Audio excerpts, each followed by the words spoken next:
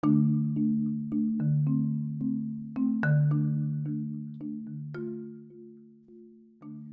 hi everyone, and thank you once again for joining us on today's podcast here on the Pure Digital Passion Podcast with Moses Kemibaro. And today is a gentleman that I've known for a number of years, predominantly on LinkedIn, as it turns out. We haven't interacted very recently, but apparently we might have had drinks and hung out a few times a few years ago when he was at the time starting up this model that eventually became KOKO Networks. And I'm very pleased to have with us Greg Murray, who's the founder and CEO of a company called KOKO Networks, who are very much in the space of providing, a clean energy solution for cooking, predominantly to people in the lower income segments in the market in Kenya, and predominantly operating within the Nairobi space, as it were right now. So welcome, and thank you for joining us, Greg. Thanks, Moses. It's great to be here. So I think it's going to be interesting because you sound like a guy who clearly has an English background. Probably you're not a Kenyan native from the past. So I'm just curious to understand a little bit more about who you are. How did you get here? How did this business start? And more importantly, what was the inspiration behind the spark that became KOKO Networks? Sure. So I'm an Australian entrepreneur. Australian. I got that accent completely wrong. No, it's a softer accent because the Australian accent's quite flat and difficult for people to understand. So it's softened over the years. But no, I'm an Aussie, originally from Sydney, and have been living and working in emerging markets for the last 20 years. So in Africa, Asia, Latin America, Middle East, really the bulk of my career, and most of that time have been building ventures. And my background is sort of accounting, finance, entrepreneurship. So I'm not a technical founder. I'm more on the commercial side of things, the business development side of things, and I have three other co-founders at KOKO, Sagun, Nick, and Mikhail. We set this business up in 2014. We immigrated to East Africa and set up the business a long time ago now, focused on solving this big problem, this huge market opportunity, and it's been quite a ride. So what was the inspiration? I mean, how did this all start? I imagine you have a fairly diverse background. You probably done a number of things. You've been here since running this since 2014, which means in the year 7, year 8 now. Yeah, that's right. It's you're 8, year 9. That's right. It's been a long journey. I mean,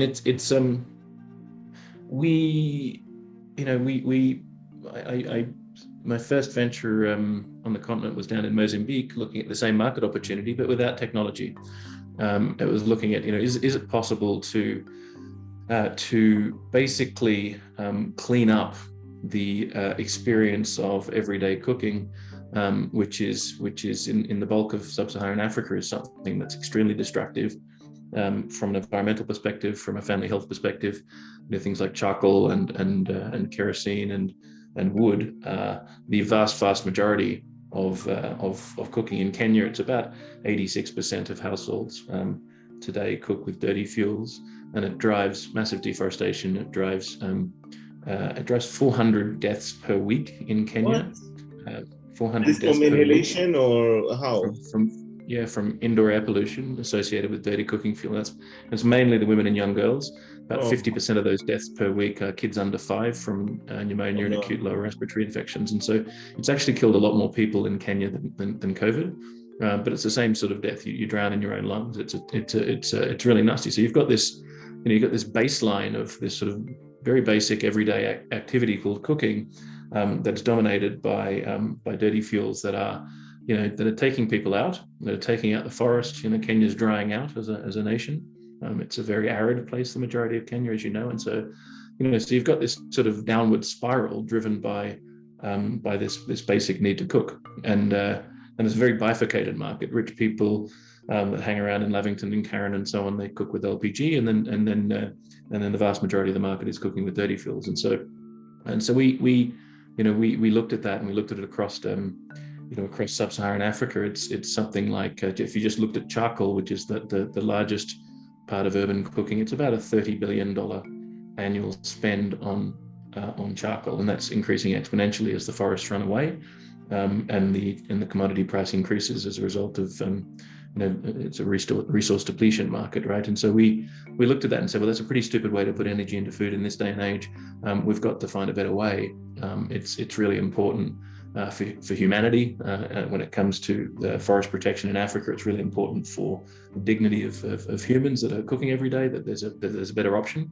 And there didn't seem to be really any other options that could really scale into the mass market. LPG is a good fuel, but it's very expensive. The infrastructure around compressed gas is very expensive, and it hasn't scaled into the mass market in other than through really significant subsidies, government subsidies that are just not possible given the treasury reality in a lot of the markets such as Kenya. And so we said, okay, maybe there's a clean fuel. We looked at ethanol, commodity, interesting candidate. And 10 years ago now, we did a proof of concept down in Mozambique. And then as a result of the consumer traction from that, we said, okay, what if we could find a way to radically what if we could leverage the existing downstream infrastructure for uncompressed flammable liquids that exists? What if we could find a way directly retail to consumers and cut out a lot of the logistics inefficiency, the working capital inefficiencies? What if we could, so we had a lot of questions, ultimately making it faster, cheaper, safer, better. And then scaling into this just huge market. There's $1 billion. That's a pretty interesting segment for us. And of course, we've been part of and understand how the carbon markets work, and so a big opportunity to utilize the burgeoning international carbon markets to fundamentally drive the affordability, the retail pricing further and further lower. And so that's basically how it all came together. It was a set of big ideas. Of course, ideas don't really get you very far. We realized that we'd have to build a whole lot of technology. We'd have to write legislation. We'd have to build hardware and software, build factories. It's not just an app. It's really quite, we've got to build an industry. And so we took a very long-term view. We said it's going to be 10, 15, 20 years sort of journey. Do we want to commit ourselves to doing this? And decided to have a swing at it. First 5 years, pre-revenue. We had 500 staff before we had any revenue. Wow. And it's, and we were in stealth for most of that time. We've had to build, it's one of those sort of companies that you usually don't get permission in emerging and frontier markets, because it's involved a lot of sort of deep tech R&D. Hardware is hard, particularly in places that don't have strong hardware invention ecosystems like Kenya. Doesn't have a lot of the equipment and so on. And then of course getting investors to understand the market context. Often there's often investors, foreign investors, are very context dumb, smart people, but context dumb, don't quite understand cooking energy markets, don't quite understand financial ecosystem or retail ecosystem. So a lot of sort of challenges, getting capital formation together, getting a great team that's come together now, building our manufacturing facilities once we actually had stabilized the hardware and gotten to figure out this different stuff we've invented. So it's been a journey. And then we launched the Nairobi network in Q4 2019, and then got smacked with a, like we all did. So it's been which was quite tricky to navigate. But yeah, really last year we hit our straps. We grew the subscriber base by about 450%, and we're continuing to grow sort of exponentially. Now it's about 1,000 new households a day that are coming onto the platform. So it sounds to me like, in spite of the pandemic, there was a real and strong demand for something like this, isn't it? The numbers suggest that there was this pent-up demand for an alternative, right? Yeah, that's right. We've clearly got sort of product market fit, and it's really a supply side problem we're solving now. Building additional manufacturing facilities. So it's a question of that you're actually outstripping your capacity to supply the product. it's been that way for some time. Wow. And so it's now, it's sort of block and tackle building of downstream distribution networks to enable greater proximity to customers, and then expanding our hardware manufacturing, doing a lot of the early stage work in new countries. We'll make some announcements in the coming months around that. But yeah, we've cracked the problem, and it's now it's sort of just it's build time. It's really all of that sort of early stage investment in figuring out what hardware and software and operating systems and processes, manufacturing, paying off. The more you talk, the more I feel that it sounds like this is very much a technology-led business. You're talking about software, you're talking about hardware, you're talking about manufacturing, and I'm curious to understand, kind of like the model, because I believe you have the cooker, you have the fuel, you have KOKOpoints, you have a mobile app. Can you tell us a little bit more about how that all comes together? Yeah, sure. So the first thing to sort of consider is that, cooking fuel is a fast-moving consumer good. Yeah, you need to use cooking fuel every day. So think of it in the same way that you might think of milk or vegetable oil or Coca-Cola, cigarettes, scratch cards, mobile money agents. One of the really critical things is proximity to the customer. Charcoal's available in every street corner. And so the problem that we were solving is, how do you get a flammable liquid available within a short walk of everybody's front door, available in small bundle sizes, because of course we're dealing in the what as the kidogo economy, which means the sort of small and little people need to buy. We sell our fuel in 30 cent bundles as the minimum bundle. So you've got to get this super, it's flammable liquid. That's the point of it, and you got to do it really safely. So that was a set of sort of design challenges that we set out to solve for, and so at the small shop, we have about 1,000 shopkeeper partners, KOKO agents. It's an agent model like Equity Bank has, or like with a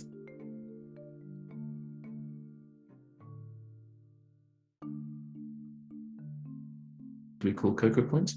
Go inside the shop. They're about 2 meters tall, 65 centimeters wide, about the size of a tall, thin Coke fridge is the way to think of it. And so they go inside the shop. We punch a hole in the wall of the shop. We put an external refilling box where you can put a fuel line in and a vapor recovery line out. Right. And so that becomes a retail point, just like putting a cash ATM into a New York 7-Eleven. That's the same model, right? So we put that in, we signed an agreement with the agent, and then the customer experience is they walk, 100, 200 meters from their front door. They go to this KOKO agent shop with their special canister, their KOKO canister, which they get with their 2-burner cooker, and they dock their canister into the fuel ATM. There's an NFC chip embedded into the neck of the canister, which recognizes them. It says, "Hi, Moses, please enter your PIN," checks the cloud, says, "Okay, you've got 300 bob worth of KOKO credit, which you've bought, which you've bought with Lebanon peso. You've paid cash to the agent, and he side-loaded you." Right, and then you're able to buy 30 bob or 50 bob or 100 bob, whatever, and it dispenses the fuel very safely. It plays targeted interactive video messaging around whether it's safety or cooking tips, or indeed other ads from other companies. And so that's and then you walk home the last and you refill your stove, and you're able to get the very clean. It's mainly just water vapor that's coming out. The same sort of experience that you have with LPG, blue flame. You're able to regulate the heat output, but the point is that the appliance cost, the fuel cost, and the bundle size are all significantly lower than LPG, and they're much lower than charcoal, for example, competitive with kerosene. Yeah, so that's the consumer experience. And so, okay, so you've got these fuel ATMs. They've got 350-liter tank inside them. We've got 1,000 of them, across the city. This dense network, and of course you've got to get the fuel into them. And so we have this fleet of micro tankers. We have about 30 of these, what we call smart micro tankers, which have about 5,000 liters, and they have one of our pieces of hardware on the back. We call it a smart tanker system, and those tanker systems do the last mile to deliver the fuel from the Shell stations through to the fuel ATM. So we have a partnership with Vivo Energy in Kenya, which is the company that licenses the Shell brand across Africa. And so they own and operate all Shell branded stations in Kenya. And so the fuel is actually stored underneath certain Shell stations, about 15 of them that we have so far, where there's dedicated underground tanks. And then we have a piece of KOKO hardware on top of the petrol station. We call it a smart depot system. And so all of these pieces of network hardware are connected to the KOKO cloud. And there's a range of internal and external apps to enable this ecosystem to work. If you think about this wicked logistics problem of trying to keep 1,000 points of presence constantly on, never running out of fuel. That's the objective. And they've got variable depletion rates. And you've got this network of small trucks that are doing the back and forth. You can't really do it without software, and we've had to build it from first principles.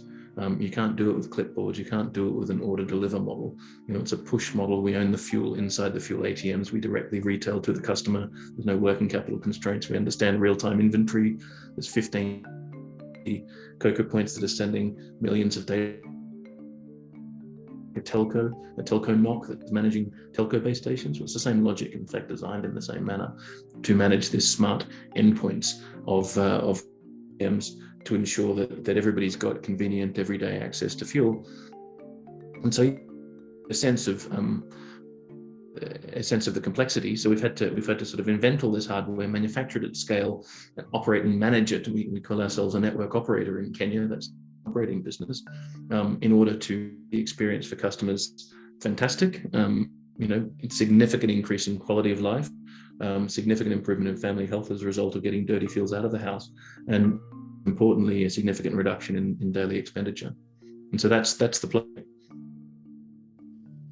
Sorry, as I was listening to you, I didn't really. At some point, I was wondering, am I hearing about a company providing a clean energy solution for cooking, or is this an IT company? Because it sounds to me that at the very heart and core of this model is really technology, and that if you don't have that, then you can't actually operate the business, correct? That's correct. Yeah. We've invented, we have the IP around, patented the core technology that enables this thing to work. The end result is low cost, super safe, ultra clean cooking fuel. But the tech required to get that to happen is a huge lift. We have an extraordinary breadth of hardware and software technologies developed from first principles in order to make this happen. And as a result, the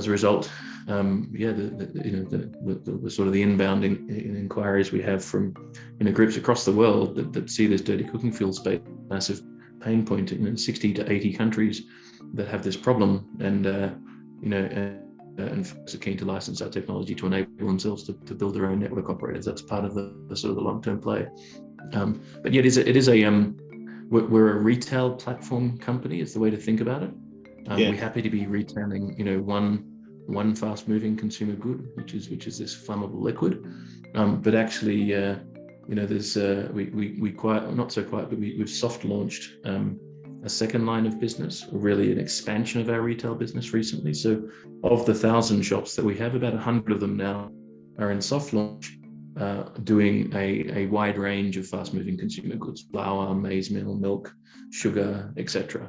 And so it's the same logic. We've been able to use technology to lower prices to consumers, doing it through doing a direct-to-consumer e-retail model with the support of shopkeepers, rather than the idea of selling to shopkeepers.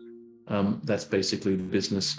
We've done it for fuel. Now we're doing it for a lot of other basic goods that we also see are fundamentally the retail prices are too high because of the inefficiency of neighborhood retail. Like, we solved neighborhood retail, the big problems for one particular category. Now we're just expanding our categories into a whole range of other foodstuffs. That is completely brilliant. Oh my God, I'm so glad we're having this interview, because I'm really seeing the aptness of the phrase KOKO Networks, right? You see yourselves literally as a network, and then you're able to layer on or overlay different propositions using that IP and infrastructure that you've actually put in place, right? Well, that's right. I mean, we have Nairobi's largest Kenya's largest chain of branded convenience stores. We have a big consumer brand. We have 15% of Nairobi households cook with us every day.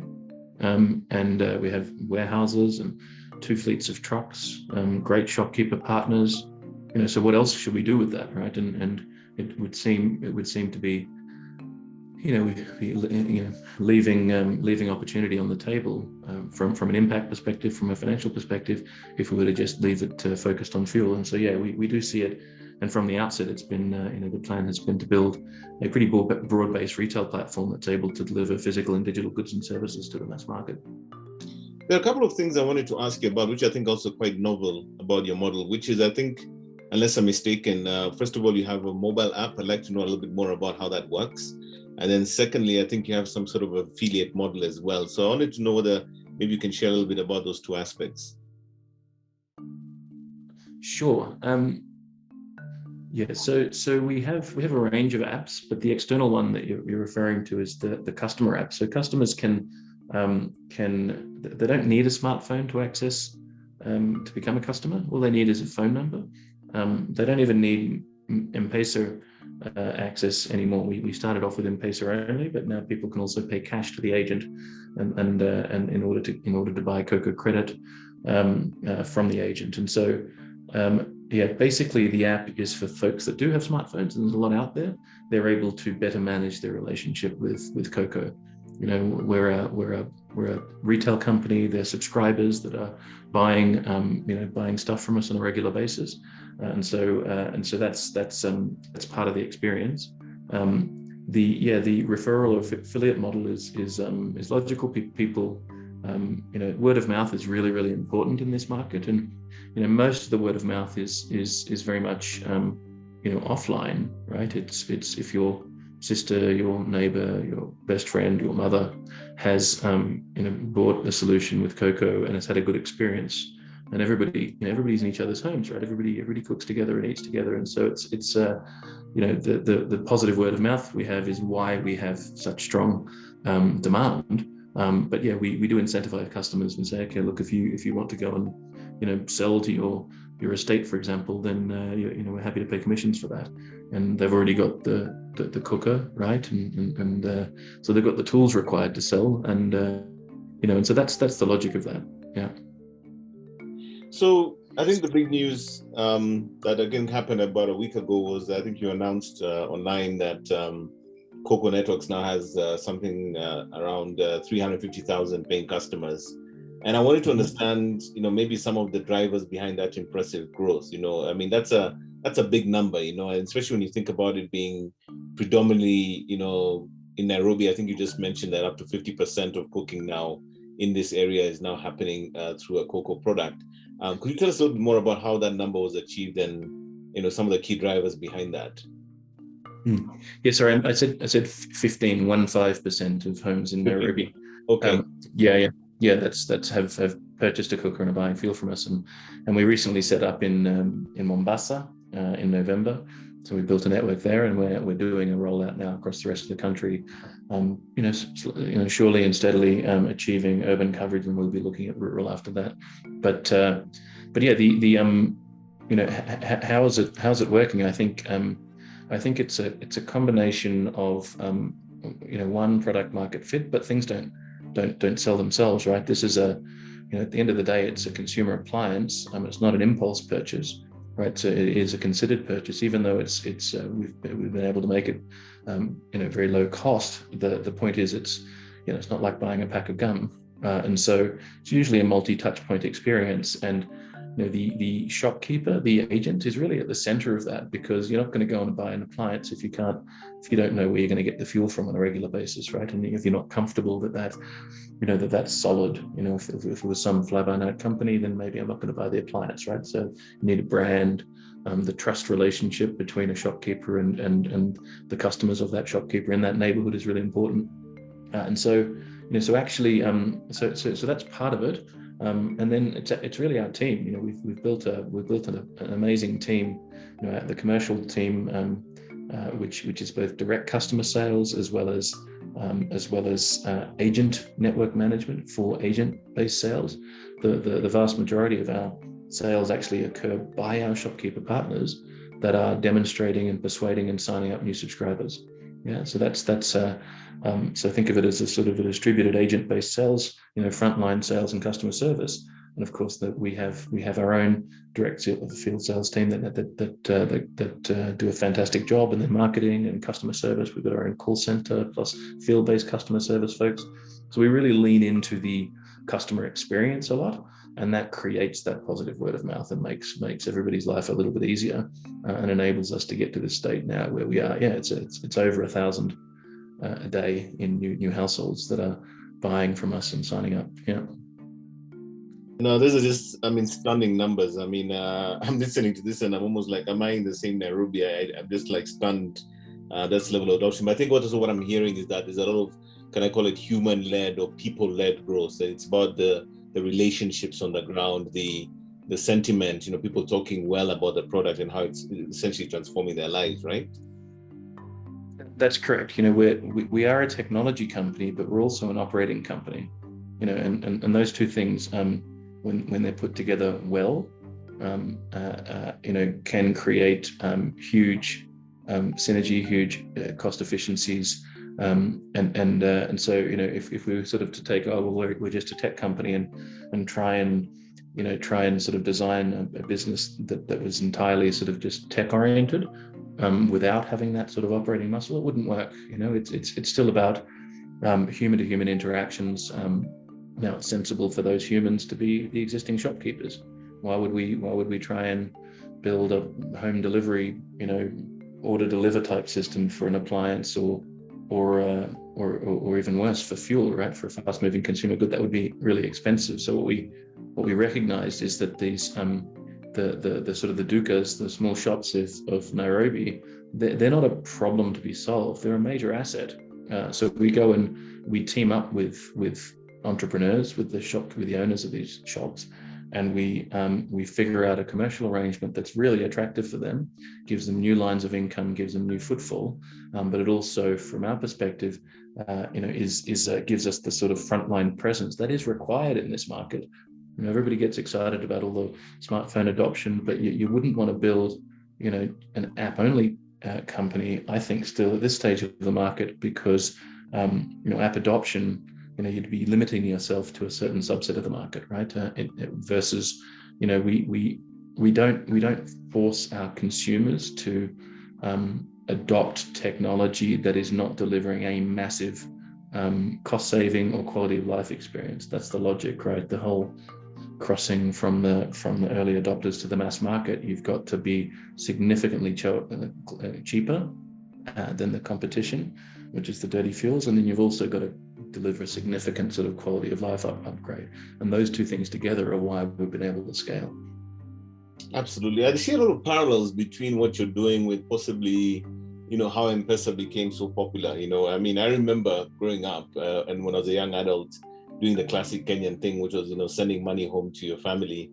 And I remember seeing the different iterations where, the first phase of that was you put money in an envelope on a bus and hope it got there. And then you bank it in Nairobi, and hopefully your mom in Mombasa will get it in a bank account. And then when M-Pesa came about, it was literally the idea that she took like 10 steps from the house, and there was an M-Pesa dealer, and she would be able to get money without having to get in a car and go to the bank and all that, or an ATM. So but that proximity just completely transformed the dynamics of sending money. And I feel like there's some very strong parallels around how that worked with M-Pesa and what you're doing with KOKO Networks. Yeah, I think so. We've certainly learned a lot, standing on the shoulders of giants that have figured out some of these important lessons about how to be successful in this operating environment. And Safaricom and M-Pesa and other companies, Equity Bank's another one. The very successful agent approach to financial services that fundamentally transformed a small building society into a very large scale bank. These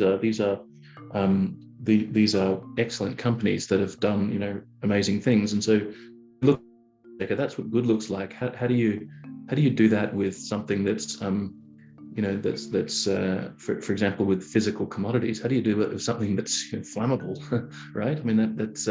But the insights that we're able to glean from the services companies that decided that it wouldn't have worked for M-Pesa or Safaricom or Equity if they decided to stay in their big buildings and not actually go and hit the streets and get that capillarity all the way through to 10 steps from your front door, as you suggest, right? So that's what's required. I mean, if you think about fast-moving consumer goods, you think about the retail ecosystem. A lot of suppliers in this market, they have to go and go into the general trade, into the mass market, because it's 70% of their actual sales volumes. But they have a huge headache in trying to figure out that it's very data dark. There's lots of intermediaries. There's lots of working capital blockages. Shopkeepers' average cost of credit is like 30% per month. It's outrageous, right? And so all that's going to translate into higher retail prices. And then people say, oh, why is it that poor people will pay higher retail price? Why don't they go up to Carrefour or Naivas? Why don't they get on a matatu and on a minibus and go to the shop where there's lower prices, 10% cheaper prices from the modern retail? And the answer is because of the informal economy, right? Everybody's informally employed, and so if you've got to leave your fruit and veg shop for 2 hours a day in order to go and do your shopping, then there's 2 hours less income, right? And so the actual inflated costs of neighborhood retail are there because of the nature of the nature of the income streams of the populace, right? And people don't have salaries in general, right? They're hustling and putting food on the table on a day by day. Yeah.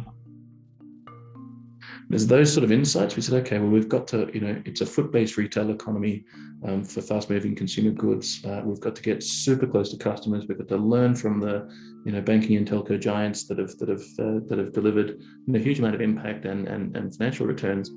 How do we do that with fuel? How do we do that with food? How do we do that with other things that we intend to launch off the platform? That's sort of the logic. Awesome. I really love that. I mean, it's really sounds to me like there's a really holistic approach to everything around what KOKO Networks is doing, and also borrowing on insights from, I think, other industry leaders, like you said, Equity Bank, Safaricom, and how you penetrate that segment of the market and make distribution very affordable. You make the partnerships on the ground. You de-risk it for the retailer. I really love all the different aspects to this, which brings me to my next question. Obviously you're on a good roll, everything's looking fantastic. You've talked about, 450% growth last year. Where do you see this going in the next 2 to 5 years? Yeah, good question. So there's really sort of growth on two fronts. There's geographic expansion. So we've got to continue just rolling out the networks, and that's within Kenya as well as beyond Kenya into new countries. And like I said earlier, there's 60 to 80 countries in the world across Africa, Asia, and Latin America that need these networks, that have a dirty cooking fuel crisis, really. And so, can we basically make the right decisions about where to go, with whom? Can we convince the governments that regulate those countries to create the enabling policy? We had to write legislation. It was a long slog. Can we do that more quickly in other places? So the geographic expansion is definitely a huge part of it. And then there's really basically expanding the service offering or the solution offerings within existing networks. Yes, so sort of going deeper and being able to serve more and more of the customer wallet, and being able to deliver the promise of the broader retail platform. We call it KOKO Club, and members sign up. Is now being delivered at about 100 shops, but we're able to drop the cost of shopping, right? Of your everyday basic goods. Imagine if you could give the entire city an effective pay rise by dropping their cost of food, right? That's the logic of it. And so we're going to lean into that, and we see that being potentially a really big part of the business in the next few years. Team-wise, 3 years ago we had about 100 staff. Today it's about 1,200 staff, and we think it's sort of 4 or 5x growth from just a straight team perspective over the next 3 years.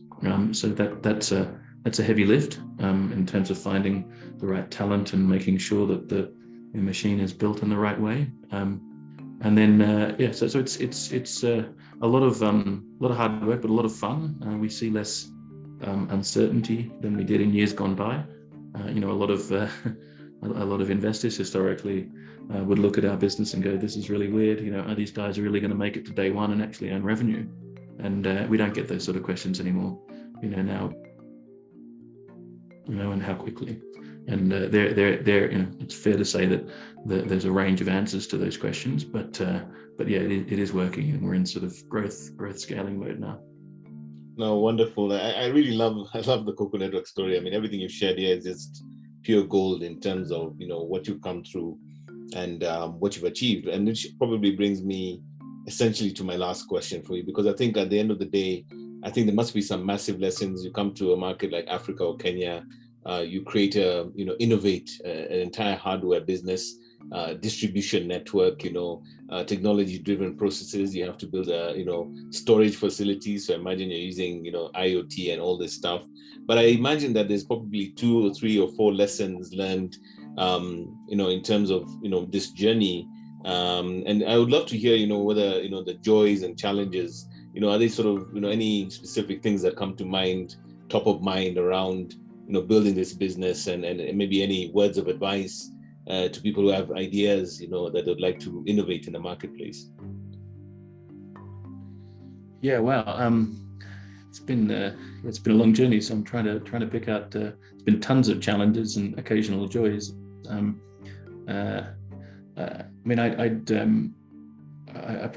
start with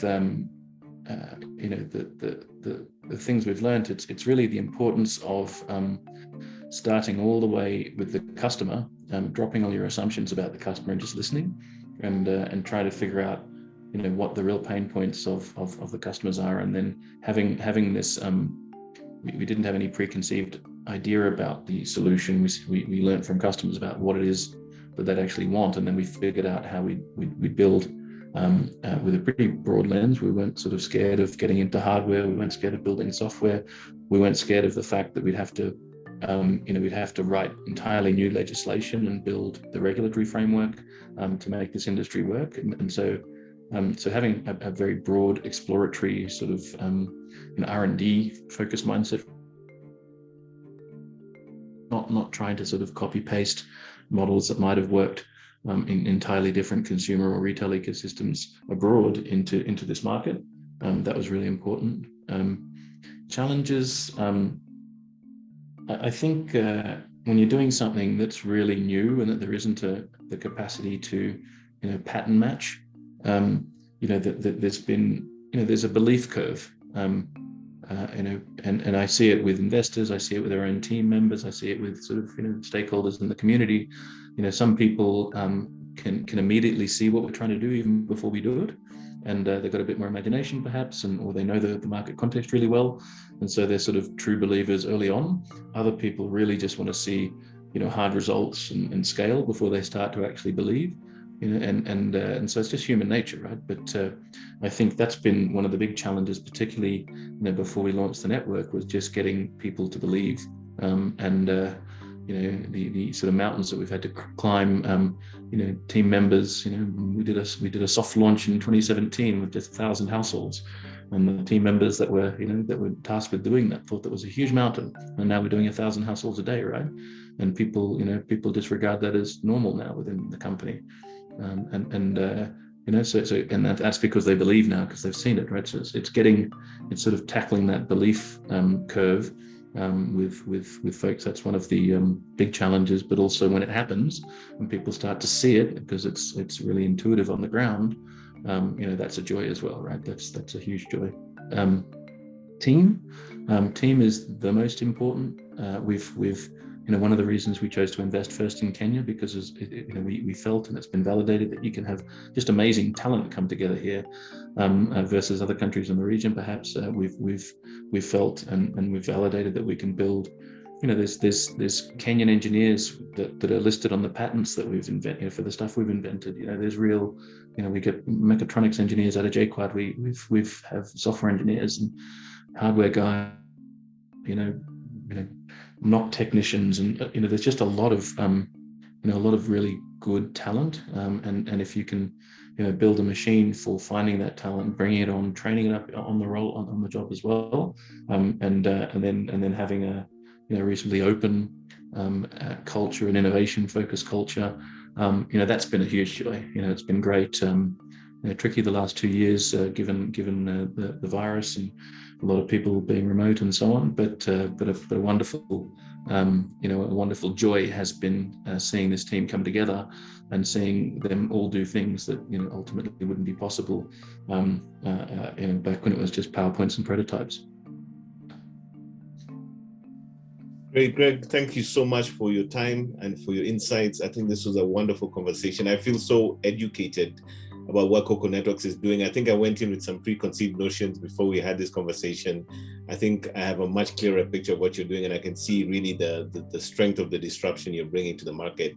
And, I just want to wish you well. I think you guys are on the right track. I can't wait to see, KOKO Networks expanding, in other African markets, other regions in Kenya, and also going beyond the continent, because I think the problem you're solving is quite significant and quite relevant. And I think there's of course, it's a commercial agenda, but I think it's almost like what I call a human, like we talk about the internet nowadays, a basic human right. People should not die because of how they cook food. People should not get sick or have livelihood issues because of that. But I think the underpinning philosophy behind your business, KOKO Networks, is amazing. And I'm just wishing you all the best, and thank you so much for your time and your candid insights on what this business is doing in the market. Thanks, Moses, for the opportunity, and great to catch up. Hopefully, we can do that in person soon. Absolutely. Thank you, and have a good day. Bye. All right. Cheers. Bye.